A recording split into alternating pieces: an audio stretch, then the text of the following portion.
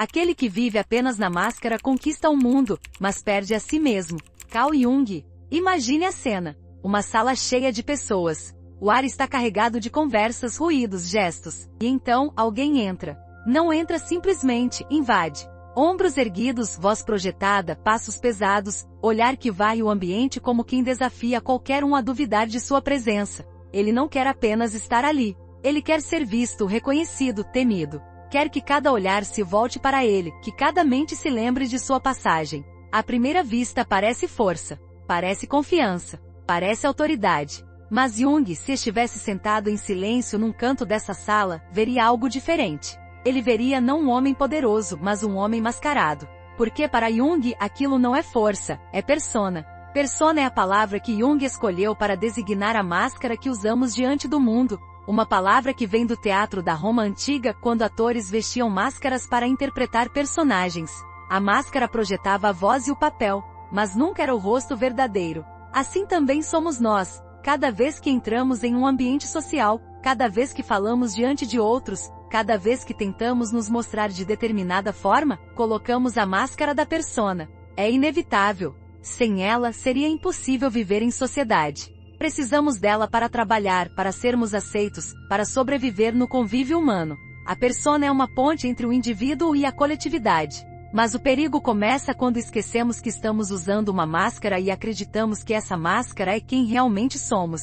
Aquele homem que se infla e fala alto acredita estar mostrando sua força. Mas o que Jung veria ali é o contrário. Um homem escravo de sua imagem, dependente de manter o papel a qualquer custo. O ator que não sabe mais sair de cena. Quantos de nós vivemos assim?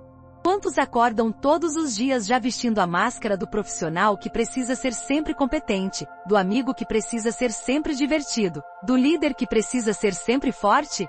E o que acontece quando a máscara fica colada ao rosto? Perdemos o contato com a essência. Tornamo-nos personagens de nós mesmos. Jung dizia que a persona não é inútil, nem deve ser destruída. Ela é necessária, mas deve ser usada com consciência. Quando não percebemos a diferença entre a máscara e o rosto, caímos no que ele chamava de identificação com a persona. Passamos a acreditar que somos apenas aquilo que mostramos aos outros. É o executivo que se vê apenas como cargo, e quando perde o emprego perde também a identidade. É o artista que se confunde com a fama, e quando os aplausos cessam mergulha no vazio. É o homem durão que se vê apenas como forte, e quando a fragilidade o visita, que porque cedo ou tarde ela sempre visita, sente que perdeu tudo.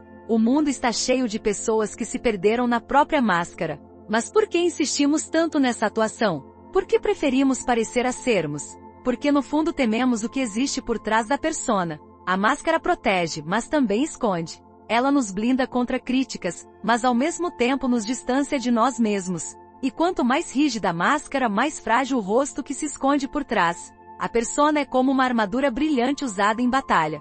O guerreiro que a veste sente-se seguro, protegido e imponente. Mas se passa a acreditar que a armadura em si, esquece que há carne vulnerável debaixo do metal. A armadura é útil, mas não é o guerreiro. O papel social é útil, mas não é o ser humano. O homem que força sua presença não percebe que quanto mais tenta provar algo ao mundo, mais revela o contrário. Porque, como Jung observou, aquilo que precisamos afirmar de forma exagerada é justamente aquilo em que não acreditamos plenamente. Quem precisa gritar sua confiança no fundo não se sente confiante. Quem precisa exibir sua força no íntimo não se sente forte. A persona não é apenas um papel. Ela é uma defesa contra a sombra, contra tudo aquilo que não queremos enfrentar em nós. E aqui surge a tensão. O que exatamente estamos escondendo atrás dessa máscara? Pense na quantidade de vezes em que você mesmo, em uma conversa, vestiu uma persona de leveza, de inteligência, de humor, apenas para não mostrar que estava cansado, inseguro ou triste. Pense em quantos momentos você se esforçou para parecer firme quando estava prestes a desmoronar. A persona é isso, um recurso social, um disfarce psíquico. Mas se esquecemos de tirar a máscara, vivemos uma vida inteira como um personagem. E quando a máscara racha, quando a imagem construída não se sustenta, a sensação é de desmoronamento. Jung via esse fenômeno em seus pacientes. Pessoas que chegavam aos consultórios carregando máscaras tão bem coladas ao rosto que já não sabiam mais quem eram por baixo delas. Pessoas que choravam não porque tinham perdido algo, mas porque não sabiam mais se existia um eu real fora do papel que desempenhavam. A persona é um acordo com o mundo. O problema é que nesse acordo podemos perder a alma. Podemos trocar autenticidade por aceitação, essência por imagem, verdade por aplauso. E quando isso acontece, nasce um vazio. Um vazio que nenhuma aprovação externa consegue preencher. O vazio de viver a vida como espetáculo contínuo. O homem que entra numa sala e precisa provar sua força talvez seja a imagem mais nítida desse vazio. Porque força que precisa ser provada já não é força. É performance. Mas Jung não condenaria esse homem. Ele não o chamaria de fraco nem de farsante. Ele diria apenas que está preso na persona. Preso em um teatro que ele mesmo acredita ser realidade. A compaixão junguiana está em mostrar que todos nós passamos por isso. Todos nós usamos máscaras. Todos nós construímos personas. O problema não é a máscara. O problema é a prisão. O problema é acreditar que sem a máscara não somos nada. E então surge a pergunta inevitável. Quem somos nós quando o teatro termina? Quem somos quando ninguém nos olha? Quando não precisamos performar? Quando não há plateia a aplaudir? O silêncio que vem dessa pergunta pode ser aterrador. Muitos fogem dele. Por isso se agarram à persona com todas as forças. Mas Jung sabia que é apenas atravessando esse silêncio que se descobre a própria essência. Há uma cena arquetípica que simboliza isso. Imagine o herói diante do espelho. Ele está vestido com a armadura mais brilhante, adornada de símbolos de vitória, carregando armas que contam histórias de batalhas vencidas. Ele olha para o espelho e vê grandeza. Mas lentamente o reflexo começa a se alterar. A armadura enferruja, as armas caem, e o que resta é um rosto humano, frágil, cheio de marcas. O herói percebe, com choque, que por trás da persona existe um ser nu, vulnerável, mortal. Esse é o momento em que muitos fogem. Mas é também o momento em que pode nascer a verdadeira força, a coragem de se olhar sem máscara. Jung chamava a atenção para o risco de uma vida inteiramente dedicada à persona, o risco da alienação de si mesmo, e alertava: quanto mais sólida a máscara, mais densa se torna a sombra. Porque tudo aquilo que a persona não permite mostrar se acumula no inconsciente, esperando o momento de emergir. O homem que parece sempre seguro pode carregar dentro de si o medo mais profundo. O que parece sempre generoso pode esconder ressentimento. O que parece sempre forte pode estar à beira de quebrar. A persona não é mentira. Ela é seleção. É a vitrine da psique. E toda vitrine, por definição, mostra apenas uma parte da loja. O perigo é quando confundimos a vitrine com o estoque. Quando acreditamos que somos apenas o que mostramos. E então, quando algo escapa, quando o público vê além da máscara, o pânico se instala. Por isso a persona nunca é estável. Sempre exige manutenção, sempre demanda energia, sempre precisa ser polida e reparada. A vida do homem identificado com a persona é uma vida de manutenção constante de imagem. Ele não pode descansar, porque descansar é arriscar-se a ser visto de verdade. E no entanto, por mais brilhante que seja a máscara, Jung diria, cedo ou tarde ela racha. Porque o inconsciente não aceita silêncio eterno. Aquilo que foi escondido, aquilo que foi rejeitado, aquilo que foi empurrado para fora da máscara, tudo isso encontra uma forma de retornar. E quando retorna, não pergunta se é hora conveniente. Retorna no colapso, no escândalo, na explosão, no choro inesperado, no fracasso que expõe fragilidades, na depressão que desmonta imagens. A persona protege, mas também aprisiona. Protege, mas também adoece. O homem que acredita ser apenas sua máscara está condenado a se perder de si mesmo. Mas o homem que reconhece sua persona como um papel social, como uma máscara útil mas não definitiva, começa a trilhar o caminho do autoconhecimento. Ele entende que precisa dela, mas não se resume a ela. Ele entende que pode usá-la, mas não ser usado por ela. Jung nos ensinou que a persona deve ser flexível, transparente o suficiente para não sufocar a essência, e firme o suficiente para nos permitir viver em sociedade. É equilíbrio. No fundo, a pergunta que paira sobre todos nós é: até que ponto estamos vivendo como atores de uma peça que já não nos pertence? Até que ponto confundimos a aceitação externa com a nossa verdade interna? Até que ponto a máscara que usamos todos os dias já não está colada demais ao nosso rosto? Jung não nos convida a destruir a persona, mas a reconhecê-la. A primeira tarefa do autoconhecimento é perceber a máscara. E quando finalmente a percebemos, algo muda. O olhar se torna mais profundo, o silêncio mais revelador, a presença mais autêntica. Porque já não estamos presos apenas ao teatro. Estamos começando a nos aproximar daquilo que realmente somos. E aqui nasce a atenção para o próximo passo. Porque se a persona é a máscara que mostramos, o que é, afinal, aquilo que escondemos? O que acontece com todos os medos, desejos, falhas e dores que não cabem na vitrine? Jung respondeu a isso com uma palavra que carrega tanto mistério quanto perigo: sombra. Todos nós carregamos dentro de nós uma sala trancada. Uma porta que raramente abrimos, que evitamos até olhar, como se algo terrível pudesse escapar dali se ousássemos girar a maçaneta. Jung deu a essa sala o nome de sombra. Não se trata de uma invenção poética, mas de um conceito vivo, pulsante e universal. A sombra é aquilo que rejeitamos em nós mesmos. É o conjunto das nossas falhas, fraquezas, desejos que julgamos inaceitáveis, lembranças que nos envergonham, instintos que aprendemos a reprimir. Tudo que não cabe na máscara da persona é lançado nesse porão psíquico. Mas ao contrário do que pensamos, o que é reprimido não desaparece. Apenas muda de lugar. E dali, do fundo da sombra, continua nos influenciando em silêncio, determinando escolhas, moldando comportamentos, sabotando nossos caminhos sem que percebamos.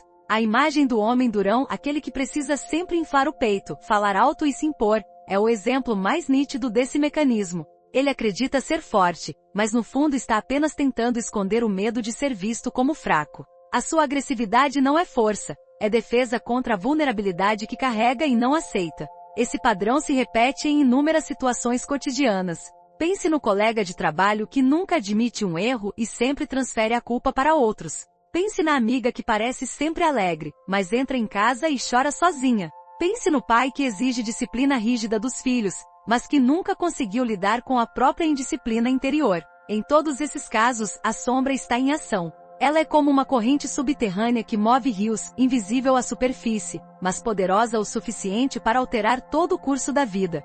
Jung observava que quanto mais tentamos negar ou esconder um aspecto de nós mesmos, mais ele encontra formas de se manifestar indiretamente. É como tentar segurar uma bola debaixo da água. Podemos empurrá-la com força, manter a superfície aparentemente calma, mas cedo ou tarde ela escapará para cima com violência. A raiva reprimida explode em acessos de fúria, o medo não enfrentado se transforma em ansiedade constante, os desejos ocultos se manifestam em compulsões.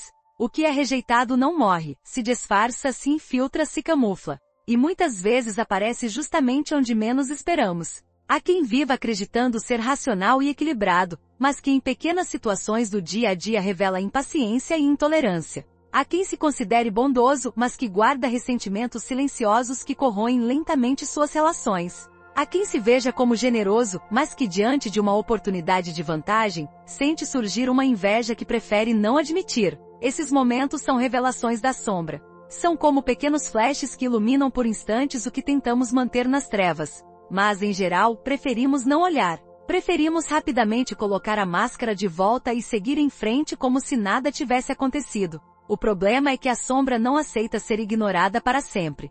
Quanto mais tentamos escondê-la, mais ela cresce. Jung dizia que tudo que não é integrado ao consciente retorna como destino. E essa é talvez uma das afirmações mais duras e mais verdadeiras da psicologia profunda. O que não enfrentamos em nós mesmos se repete nas circunstâncias da vida, como se fosse um chamado insistente. O homem que nunca reconhece sua própria insegurança atrai relações em que sempre se sente diminuído. A mulher que nunca encara sua raiva se envolve repetidamente com pessoas que a provocam até o limite. O jovem que nunca aceita sua vulnerabilidade acaba se colocando em situações de risco extremo para provar uma coragem que não sente. O inconsciente não descansa até que aquilo que foi reprimido seja finalmente encarado. Esse mecanismo não se limita a histórias individuais. Ele se manifesta também em famílias, grupos, nações. Uma sociedade que se recusa a olhar para sua própria violência acaba criando guerras que parecem inevitáveis. Um grupo que rejeita suas falhas internas acaba projetando-as em inimigos externos. Uma família que nunca fala de seus segredos carrega gerações repetindo os mesmos erros. A sombra não é apenas pessoal. Ela é também coletiva. É parte do que Jung chamou de inconsciente coletivo, esse oceano invisível que conecta todos nós por meio de arquétipos, símbolos e histórias comuns. Cada um de nós carrega sua sombra individual, mas também carrega fragmentos da sombra coletiva de sua cultura, de sua história, de sua comunidade. E talvez o aspecto mais inquietante da sombra seja sua capacidade de se disfarçar de virtude. Quantas vezes alguém que parece agir em nome do bem, da moral, da justiça, não está na verdade apenas projetando sobre os outros a maldade que não quer reconhecer em si? O moralista que aponta o dedo para os erros alheios muitas vezes esconde uma vida secreta marcada pelos mesmos erros que condena. O líder que se apresenta como exemplo de coragem muitas vezes esconde uma covardia íntima. O homem que prega a lealdade pode ser o mesmo que trai em silêncio. Essa duplicidade é o terreno da sombra. E é aqui que a vida se torna mais perigosa, porque acreditamos ser luz quando estamos sendo dominados pela escuridão. É fácil observar isso no cotidiano. Veja o amigo que critica constantemente a arrogância dos outros, mas que não suporta ser contrariado. Veja o colega que acusa os outros de serem preguiçosos, mas que encontra sempre desculpas para evitar responsabilidades. Veja a pessoa que se diz incapaz de julgar os outros, mas que vive em silêncio alimentando julgamentos internos corrosivos. Em cada uma dessas situações a sombra está ativa. Ela se manifesta não como o que admitimos, mas como aquilo que projetamos. Projetamos nos outros aquilo que não suportamos enxergar em nós.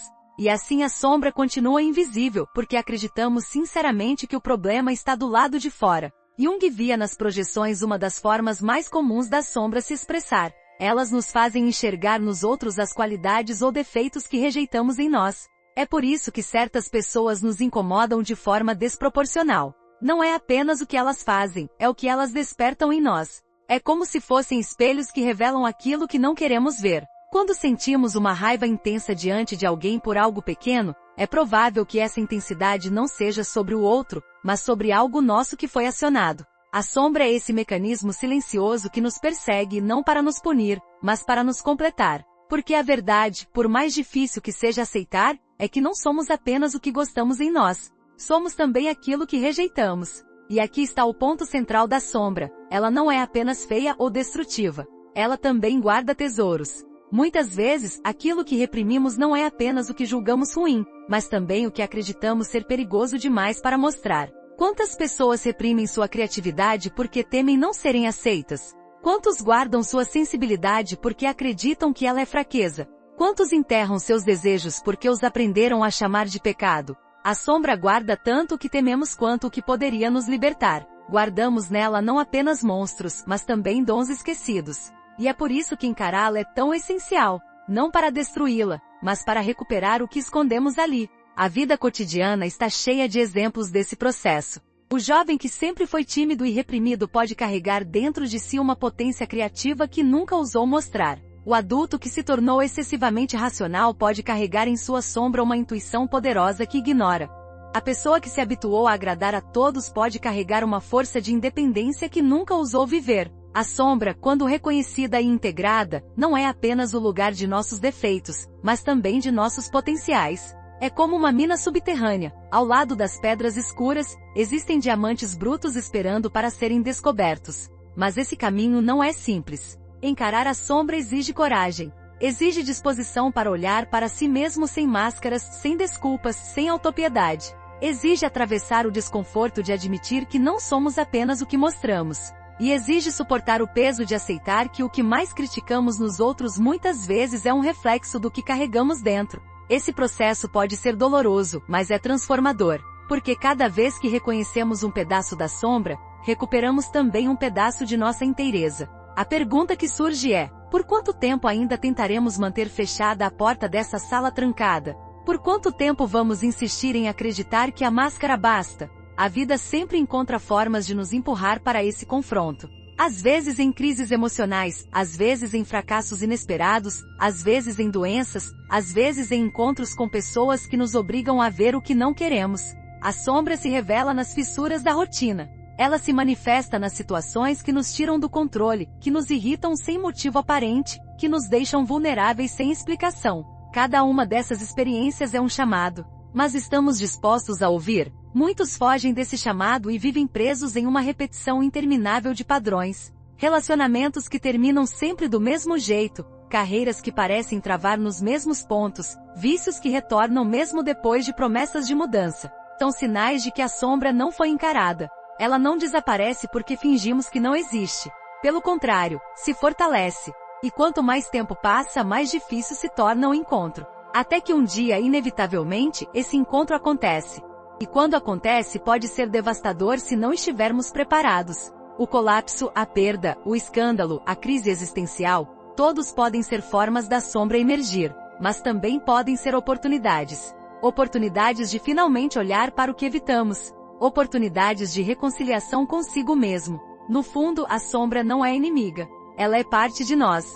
Ela é como um irmão exilado, rejeitado, mas que nunca deixou de compartilhar o mesmo sangue.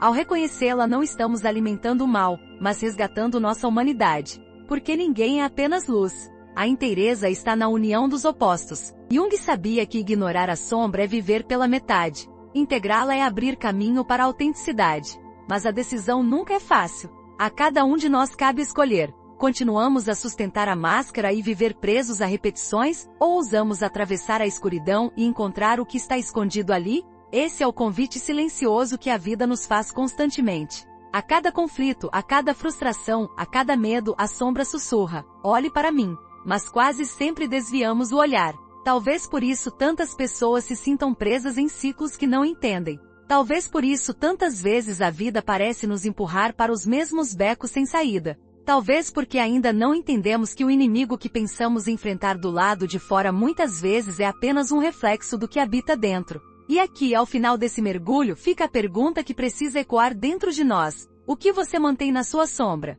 O que você teme que os outros descubram? O que você esconde até de si mesmo? Essas perguntas não têm resposta fácil, mas abrem a porta para o próximo passo. Porque se a persona é a máscara que mostramos ao mundo e a sombra é o que escondemos dele, o que acontece quando vivemos apenas pela máscara, rejeitando o que a sombra guarda? O que acontece quando o personagem ocupa toda a vida e o ser humano real se perde? Esse é o vazio que espera por nós na próxima parte dessa jornada.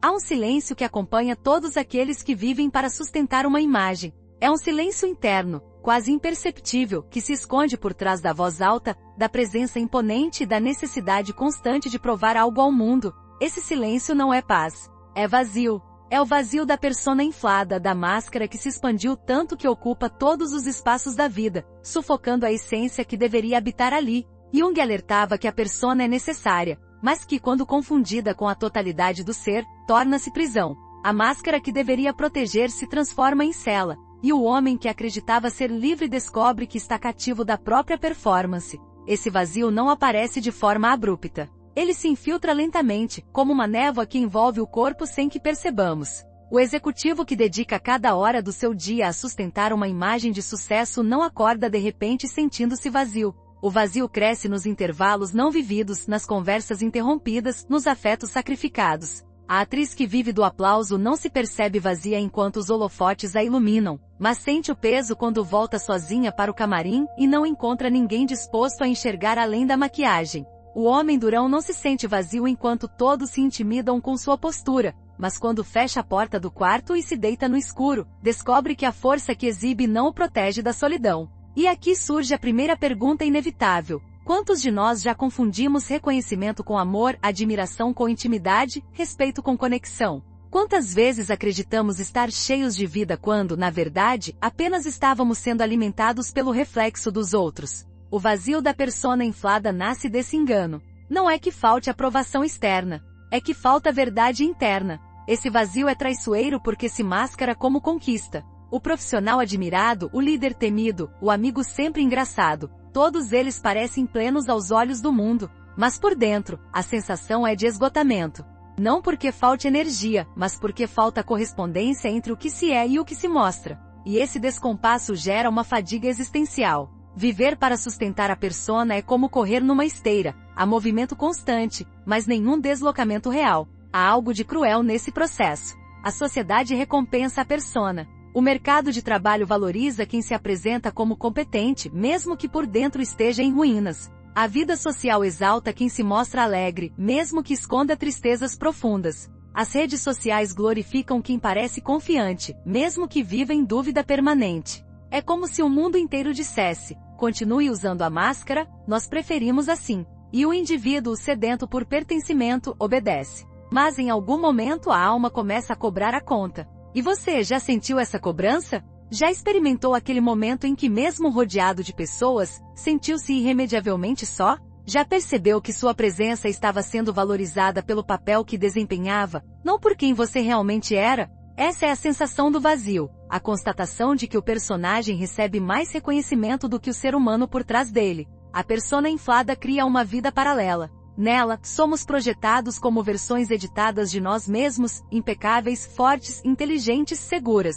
Mas quanto mais tempo passamos alimentando essa versão, mais distante ficamos da realidade. O eu autêntico vai sendo silenciado, como uma criança colocada de castigo num quarto escuro enquanto os adultos conversam na sala. E essa criança, esquecida e sozinha, começa a se revoltar. A revolta aparece como angústia, como sensação de não pertencimento, como uma tristeza inexplicável que invade mesmo nos momentos de maior aparente triunfo. Esse é o paradoxo: quanto maior a persona, maior o vazio. Quanto mais alto o pedestal, mais profunda a queda interior. Jung dizia que nenhuma adaptação social vale o preço da alienação da alma.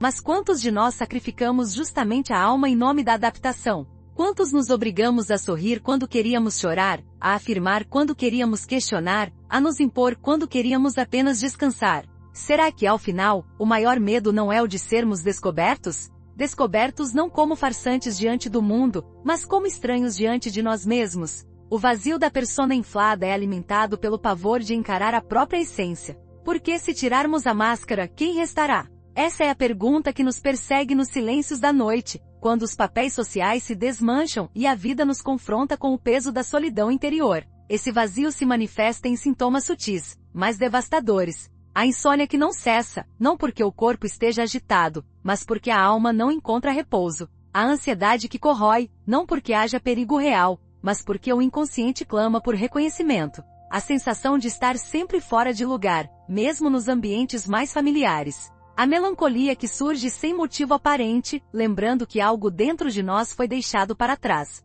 Todos esses sinais são a forma como a psique grita contra a tirania da persona. A persona inflada é como um balão cheio demais. Qualquer furo pode fazê-la explodir. E quanto mais a imagem pública é inflada, mais frágil se torna. Por isso tantas figuras públicas admiradas e aplaudidas entram em colapso repentino. Não porque eram frágeis, mas porque a distância entre quem eram e quem aparentavam ser se tornou insuportável. O vazio cresceu ao ponto de engolir tudo. Você já se perguntou qual é a distância entre a imagem que projeta e a vida que de fato vive? Já se questionou se as pessoas ao seu redor conhecem você ou apenas a versão que você decidiu mostrar? Essa diferença, essa lacuna entre o real e o encenado, é o espaço onde o vazio se instala. E quanto maior a lacuna, mais dolorosa é a existência. O vazio da persona inflada também rouba algo essencial, a possibilidade de intimidade. Porque intimidade só é possível quando há verdade. Mas quem vive de máscara não consegue se entregar. Vive desconfiado, com medo de que alguém veja além da fachada. Relações viram jogos de espelhos, onde ninguém toca realmente ninguém. Amizades se tornam alianças superficiais. Amores se tornam contratos de conveniência. E o ser humano, criado para se conectar, experimenta a solidão mais cruel. A solidão de não ser visto. Essa solidão é insuportável para muitos, e é por isso que o vazio leva tantos a buscar compensações. Compensamos com trabalho excessivo, com consumo, com vícios, com conquistas externas. Tentamos tapar o buraco com coisas que jamais podem preenchê-lo. E quanto mais buscamos fora, mais o dentro grita. Até que o grito se transforma em sintoma, em colapso, em crise. E a crise, por mais dolorosa que seja, é também um chamado. Um chamado para largar a máscara, encarar o vazio e descobrir o que existe atrás dele. Mas você está disposto a ouvir esse chamado? Está preparado para abandonar a segurança da persona e enfrentar o desconforto da verdade? Essa é a escolha que cada um precisa fazer em algum momento da vida. Continuar representando o papel até o fim, ou interromper a peça para reencontrar a si mesmo. O vazio da persona inflada é um vazio que consome de dentro para fora. Não destrói de imediato, mas mina lentamente as bases da existência. Ele se instala como uma doença invisível, corroendo a vitalidade, apagando a alegria, roubando o sentido. E quando finalmente nos damos conta, percebemos que vivemos anos interpretando, mas não vivendo. A persona venceu, mas a alma perdeu. No entanto, é justamente nesse ponto de desespero que a transformação se torna possível. O vazio não precisa ser apenas desintegração. Ele pode ser portal. Jung via no vazio a oportunidade de reconexão com o self, a totalidade psíquica que aguarda além da máscara. O vazio não é ausência de vida, é ausência de mentira. É o espaço aberto quando a ilusão desmorona.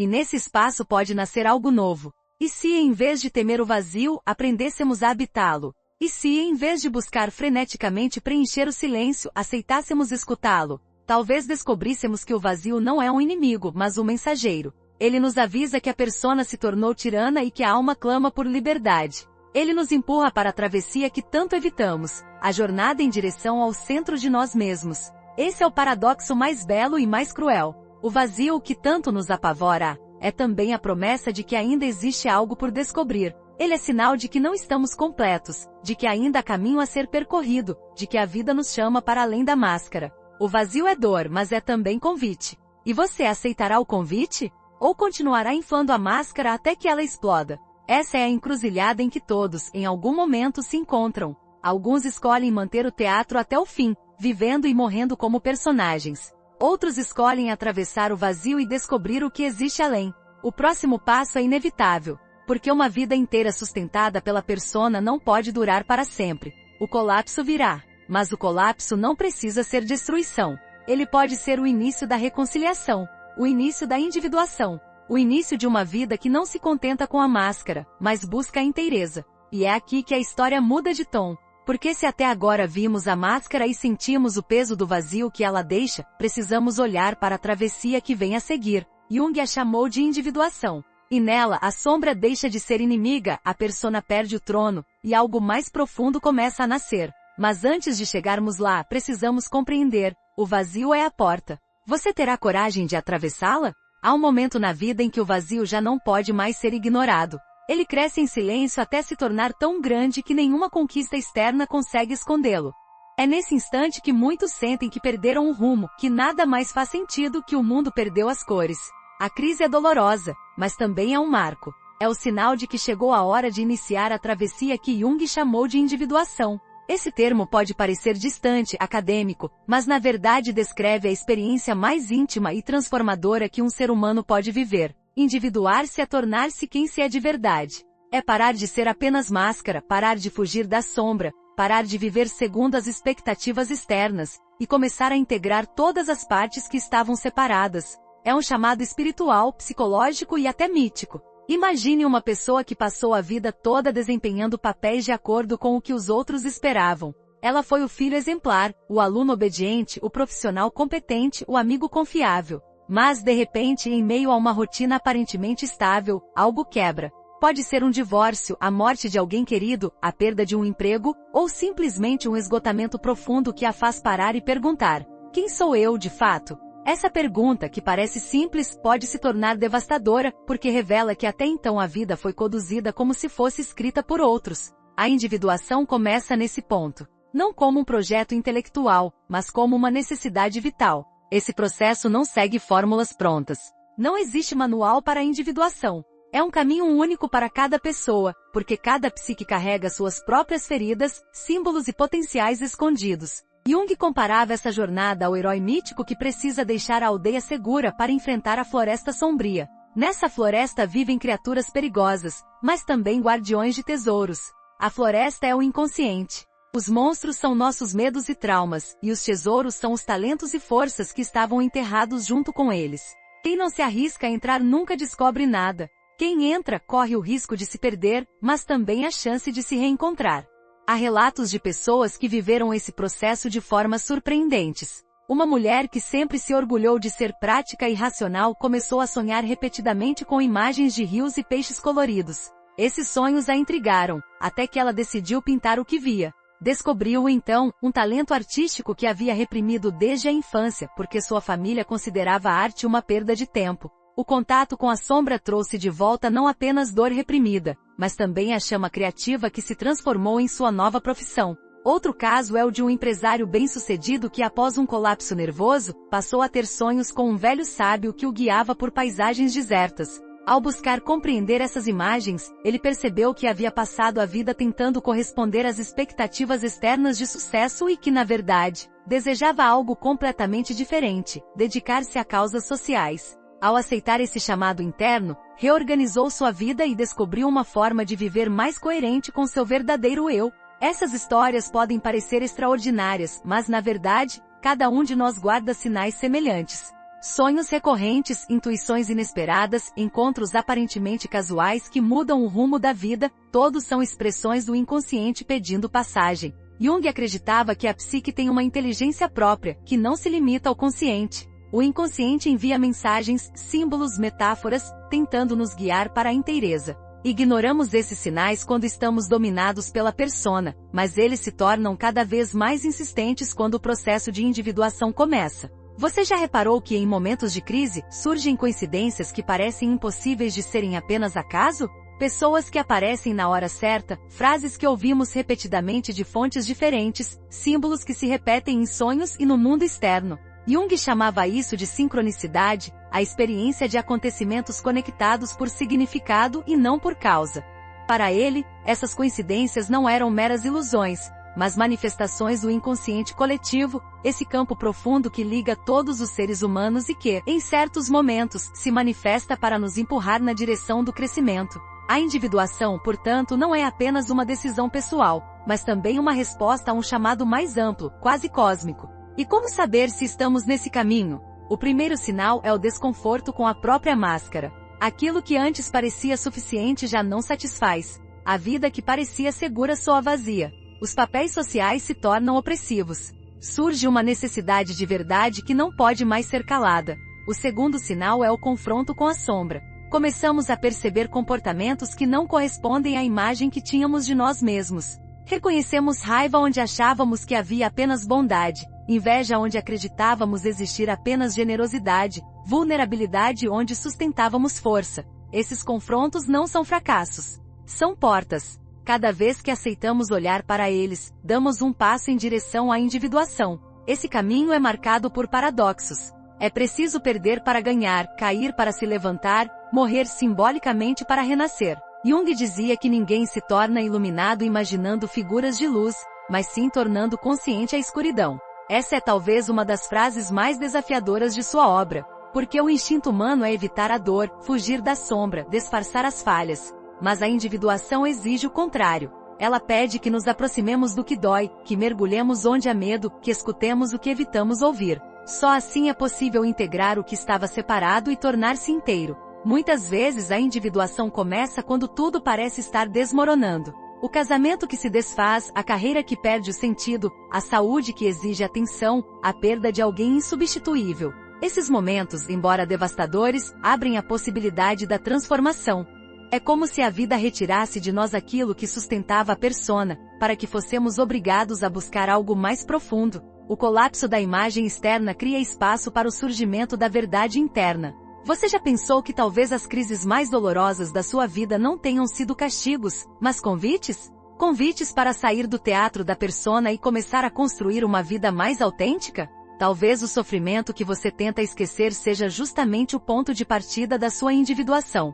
Essa é uma perspectiva incômoda, mas libertadora, porque muda a forma como vemos nossos fracassos. Eles deixam de ser sinais de derrota e passam a ser etapas do caminho. A individuação não é uma linha reta. É cheia de desvios, retrocessos, repetições. Muitas vezes pensamos que já avançamos muito, mas percebemos que caímos no mesmo erro de antes. Jung dizia que isso é natural, porque a psique não se transforma em um único movimento. Ela é como uma espiral, que gira em torno de um centro. Cada volta parece trazer de volta os mesmos temas, mas na verdade, nos aproxima cada vez mais do núcleo.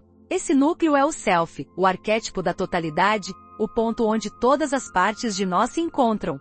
Curiosamente, muitos aspectos da individuação já estavam presentes em mitologias antigas. Os rituais de iniciação em tribos tradicionais, nos quais jovens eram separados da comunidade, submetidos a provações e depois reintegrados como adultos, são imagens simbólicas do mesmo processo. Também nas religiões encontramos narrativas semelhantes: a morte e ressurreição de deuses, a descida aos infernos, as travessias de desertos. Todas são metáforas da individuação. Não é apenas psicologia, é mito vivo dentro de cada ser humano. Há também acontecimentos improváveis que acompanham quem se abre a esse caminho. Relatos de pessoas que, ao começarem a se reconectar com si mesmas, sentiram mudanças físicas, como melhora em doenças que pareciam crônicas, ou transformações no olhar de quem a cercava. A ciência tradicional pode explicar parte disso em termos de redução do estresse ou mudança de hábitos, mas Jung diria que há algo mais profundo em jogo. Quando nos aproximamos do self, despertamos uma energia psíquica que reorganiza não apenas nossa mente, mas todo o campo ao nosso redor. Essa energia pode assustar, porque nos torna diferentes. Pessoas que estavam acostumadas à nossa máscara podem estranhar a mudança. Amigos podem se afastar, famílias podem resistir. A individuação exige coragem também nesse aspecto, a coragem de decepcionar expectativas alheias para não trair a própria alma. Muitos abandonam o processo porque não suportam a rejeição externa. Mas aqueles que persistem descobrem algo precioso. Quando somos autênticos, atraímos pessoas e situações que ressoam com quem realmente somos. A solidão inicial se transforma em conexões mais profundas e verdadeiras. Você já reparou que algumas das pessoas mais marcantes que conheceu não eram as mais perfeitas, mas as mais autênticas? Não eram aquelas que escondiam suas falhas, mas as que sabiam conviver com elas? Essa é a diferença entre viver pela persona e viver pela individuação. A primeira tenta parecer, a segunda escolhe ser. E ser, mesmo com imperfeições, é sempre mais poderoso do que parecer sem falhas. No fundo, o caminho da individuação é um retorno. Não para o que fomos ensinados a ser, mas para o que já estava em nós desde o início. É como escavar camadas de mentira até encontrar a rocha firme da verdade. É deixar de viver para o olhar dos outros e começar a viver para o encontro consigo mesmo. É aceitar a totalidade, com luzes e sombras, forças e fragilidades. Essa jornada não termina. Ela é um processo contínuo, que dura toda a vida. Mas cada passo dado nesse caminho traz mais sentido, mais presença, mais vitalidade. A pessoa que inicia a individuação nunca mais é a mesma. Não porque se torna perfeita, mas porque se torna inteira. E ser inteiro é mais valioso do que ser admirado, mais libertador do que ser temido, mais verdadeiro do que ser aplaudido. E agora a pergunta que resta é: você terá coragem de atravessar esse caminho? Terá coragem de encarar sua sombra, abandonar sua máscara e suportar o desconforto da transformação? A individuação não é fácil, mas é a única forma de realmente viver. Porque tudo que evitamos retorna como destino, mas tudo que aceitamos se transforma em força. E se até aqui falamos da máscara, da sombra e do vazio, agora é preciso compreender também o que acontece quando resistimos a esse processo. Porque muitos escolhem não atravessar o caminho. Muitos insistem em viver apenas pela persona. E para esses, o que os espera não é apenas vazio, mas o colapso inevitável. Essa é a realidade sombria que precisamos encarar na sequência. Há sempre um ponto em que a máscara começa a rachar. O homem que se esforçou durante anos para sustentar a imagem de força e invulnerabilidade, aquele que viveu como se o medo fosse apenas para os fracos, um dia se depara com algo que escapa ao seu controle. Pode ser uma doença, pode ser a perda de alguém, pode ser um fracasso inesperado, ou até mesmo um detalhe banal que por algum motivo misterioso, se transforma em avalanche. E é nesse momento que o personagem cuidadosamente construído começa a desmoronar. O colapso não chega anunciando sua presença. Ele se infiltra como água em rachaduras, discreto, até que de repente a estrutura cede. O homem durão acredita que pode se impor diante de qualquer situação. Ele acha que a raiva pode substituir a fragilidade, que o silêncio autoritário pode evitar perguntas incomodas, que a presença imponente basta para esconder a dúvida. Mas a vida não respeita esse teatro. A vida encontra o caminho de revelar o que estava escondido. E quando revela, não há como voltar atrás. Jung dizia que tudo aquilo que não se torna consciente retorna como destino. E esse destino não costuma ser suave.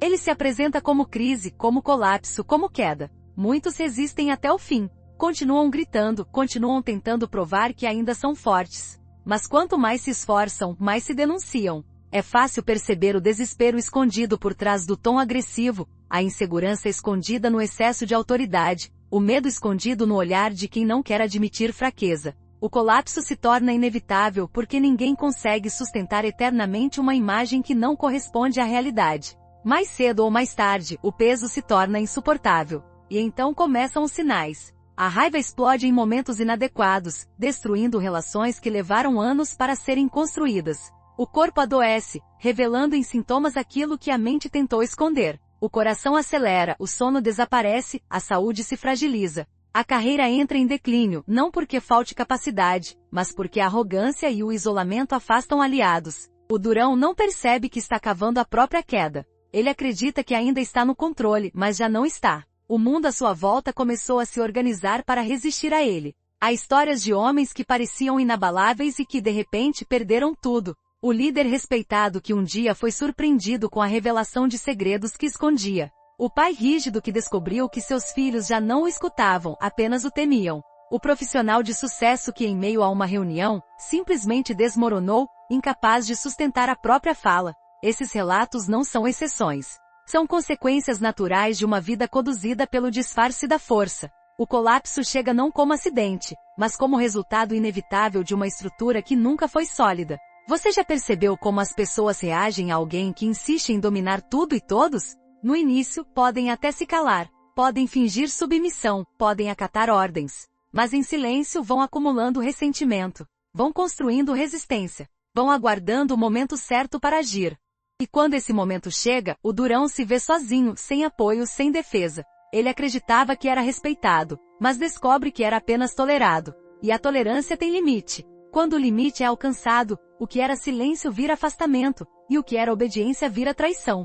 Esse é o ponto mais cruel do colapso. Ele nunca acontece apenas de dentro para fora. Ele também acontece de fora para dentro. O mundo responde ao personagem da mesma forma que a psique responde. Pessoas se afastam, portas se fecham, oportunidades desaparecem. Aquele que parecia tão forte se torna alvo fácil. O leão que rugia alto descobre que está cercado e não tem aliados. A raposa que zombava da fragilidade alheia descobre que ninguém a socorre quando cai na armadilha. O jogo se inverte, e tudo que foi construído em cima da persona desmorona diante dos olhos.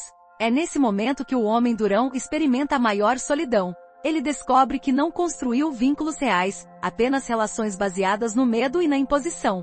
Descobre que não cultivou amigos, apenas cúmplices temporários. Descobre que não tinha apoio verdadeiro, apenas espectadores silenciosos. A queda expõe a verdade de uma vida. Ela foi vivida para manter a máscara, não para nutrir a alma. E o preço é alto. O colapso pode destruir carreiras, famílias, reputações. Mas, acima de tudo, pode destruir a confiança interna, deixando a sensação de que nada mais faz sentido. Alguns, diante desse abismo, escolhem se reinventar. Outros se perdem de vez. Há quem aceite finalmente olhar para a sombra, reconhecer as próprias fragilidades e iniciar um processo de reconstrução. Mas há também os que preferem se agarrar ainda mais à máscara, tentando ressuscitar o personagem. Estes últimos estão condenados a repetir o ciclo de colapso, cada vez mais devastador, porque a vida não permite que a mentira dure para sempre. Mais cedo ou mais tarde, a realidade encontra um jeito de se impor. Você já pensou no quanto é perigoso viver apenas para sustentar uma imagem? Já percebeu como o medo de perder a máscara pode ser maior do que o medo da própria morte? Muitos preferem arriscar tudo a admitir que não são tão fortes quanto aparentam. Mas a verdade é que ninguém é. Somos todos vulneráveis. E reconhecer isso não é fraqueza, é o primeiro passo para a verdadeira força. O colapso é a prova de que a vida cobra esse reconhecimento. A intensidade dessa queda não pode ser subestimada. O que parecia sólido se desfaz em questão de dias. O que parecia eterno se revela efêmero. O que parecia respeito se mostra apenas fachada. É como uma tempestade que chega de repente e arranca telhados, derruba paredes, arrasta móveis. Depois da tempestade, o cenário é desolador. Mas nesse cenário, entre os destroços, pode haver também a chance de um novo começo. Porque a destruição da persona abre espaço para o nascimento de algo mais verdadeiro. O mais doloroso para quem vive esse processo é perceber que todos os alertas estavam lá desde o início. Os sonhos perturbadores, as crises de raiva, a insatisfação constante, os sinais de esgotamento, tudo já mostrava que a queda estava próxima. Mas a necessidade de parecer forte falou mais alto. O orgulho não permitiu admitir. E assim o inevitável aconteceu. O colapso não é surpresa. É consequência. E se até aqui a narrativa parece sombria, é porque ela precisa ser. O colapso é real, é devastador, é transformador. Mas não é o fim. Jung diria que é o ponto de virada. É o momento em que a vida força o encontro com a verdade.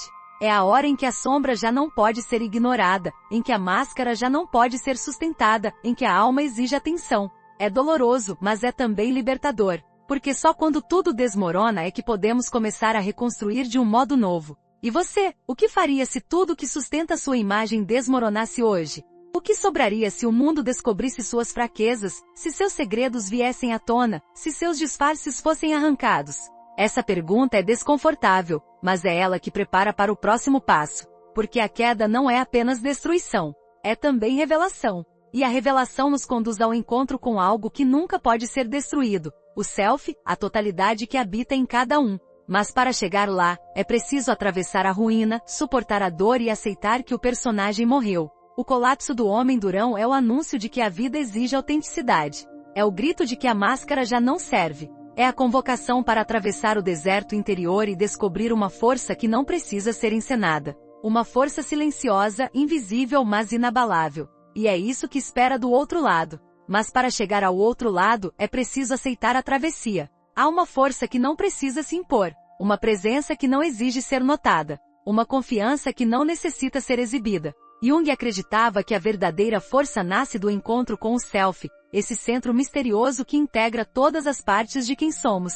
E é nesse ponto final da jornada que chegamos agora, depois de atravessar a máscara da persona, reconhecer a escuridão da sombra, experimentar o vazio da imagem inflada e suportar o colapso inevitável de quem resistiu demais. Tudo isso nos trouxe até aqui, o momento em que a ilusão se desfaz e a essência pode finalmente florescer. O self não é um ideal perfeito ou uma versão distante de nós. Ele é a totalidade daquilo que já somos, mas que esquecemos de reconhecer. Ele é a raiz silenciosa que sempre esteve presente por baixo das máscaras, dos medos e das defesas. Encontrá-lo não significa eliminar falhas, mas aceitar que elas também fazem parte do todo. Significa perceber que cada traço, cada fraqueza, cada sombra carrega em si um pedaço da nossa humanidade. É um retorno à inteireza. E essa inteireza é o que nos dá força verdadeira.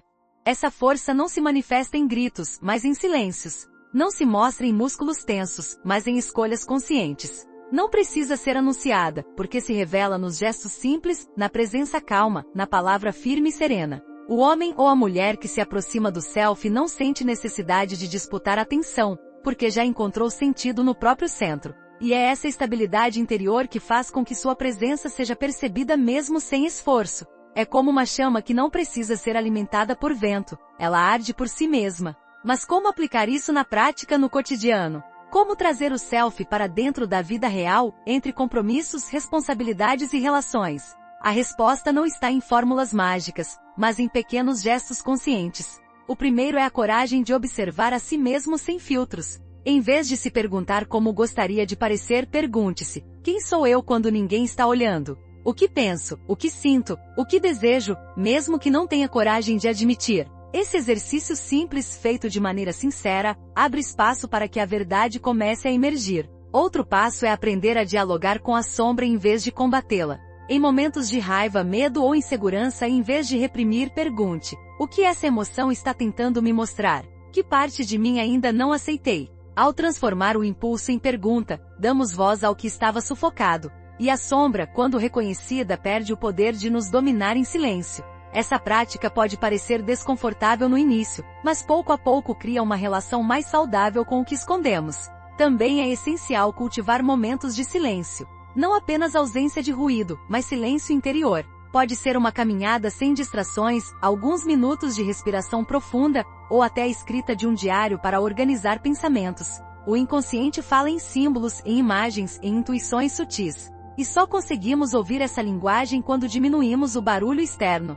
Dar espaço para esse silêncio é abrir um canal para o diálogo com o self. Além disso, a individuação se fortalece quando paramos de viver apenas para o olhar dos outros. Pergunte-se antes de agir: estou fazendo isso porque faz sentido para mim, ou porque quero ser visto de determinada forma? A diferença pode parecer pequena, mas é imensa. Uma vida conduzida apenas pela necessidade de aprovação nunca será autêntica. Cada vez que escolhemos o que é verdadeiro em vez do que é conveniente, reforçamos a presença do self. Talvez você pense que tudo isso exige transformações gigantescas, mas não é assim. A mudança começa em detalhes. No momento em que admite estar cansado em vez de fingir energia. Na conversa em que diz a verdade em vez de dar uma resposta pronta. Na decisão de recusar um papel que não representa mais quem você é. Esses pequenos atos acumulados constroem uma vida inteira mais autêntica. E a autenticidade é o terreno onde floresce a verdadeira força. Jung acreditava que o self se manifesta também através dos símbolos que surgem em sonhos e intuições. Prestar atenção a essas imagens pode ser um guia poderoso. Se o mesmo símbolo se repete em seus sonhos, se uma palavra insiste em aparecer em diferentes contextos, se uma coincidência chama sua atenção de forma incomum, não ignore. O inconsciente fala conosco constantemente, mas raramente paramos para ouvir. Reconhecer esses sinais é como seguir migalhas deixadas pelo caminho que conduz ao centro.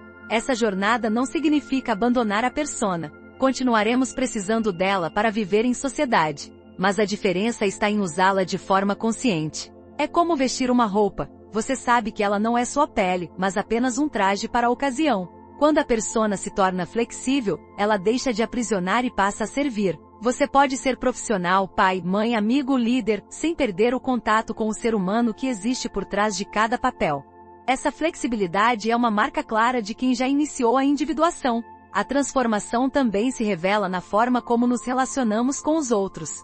Quem se aproxima do self já não precisa dominar, competir ou provar nada. Está mais disponível para ouvir, para compreender, para construir vínculos verdadeiros. Isso não significa ser passivo, mas agir a partir de um centro estável. A autoridade surge naturalmente não porque é imposta, mas porque é reconhecida. A presença inspira confiança porque transmite equilíbrio. E esse é o tipo de respeito que não pode ser comprado nem exigido, só pode ser conquistado por meio da autenticidade. Se você se pergunta como saber se está se aproximando dessa força, observe o impacto da sua presença no ambiente. Você causa medo ou confiança? As pessoas se afastam ou se aproximam? Você sai de uma conversa com a sensação de ter vencido uma disputa ou de ter construído uma ponte? Essas respostas revelam o nível de integração que já conquistou. Quanto mais próximo do self, menos precisamos vencer e mais podemos simplesmente ser. Não é um caminho que se percorre em poucos dias. É uma jornada de vida inteira.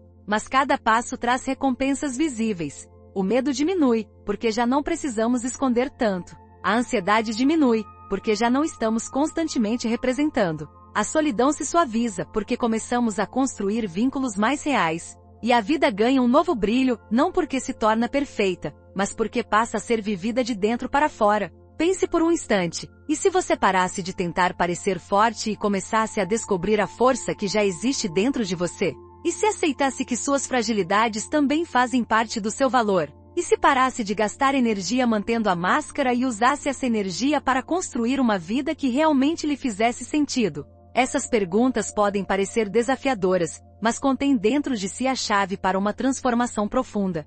A verdadeira força não é intimidadora, é inspiradora. Não cria medo, cria confiança. Não se impõe pela presença barulhenta, mas pela estabilidade silenciosa. Quem encontra essa força pode caminhar sem necessidade de provar nada, porque a prova está no próprio viver. Pode errar sem sentir que o erro destrói sua identidade, porque sabe que é maior do que suas falhas. Pode ser vulnerável sem medo de humilhação, porque entende que a vulnerabilidade é parte da vida. E pode liderar sem violência, porque sabe que a liderança verdadeira nasce do exemplo. Esse é o convite que Jung nos deixou, abandonar a prisão da máscara e atravessar a escuridão da sombra para chegar ao centro de nós mesmos. É um caminho difícil, mas é também o único capaz de nos dar paz duradoura, porque tudo que é construído apenas sobre imagem é frágil, mas tudo que nasce da autenticidade permanece. Agora é a sua vez. Pergunte a si mesmo que parte da sua vida ainda é sustentada apenas pela persona. Pergunte que emoções você tem medo de encarar. Pergunte o que sua sombra ainda guarda de não vivido.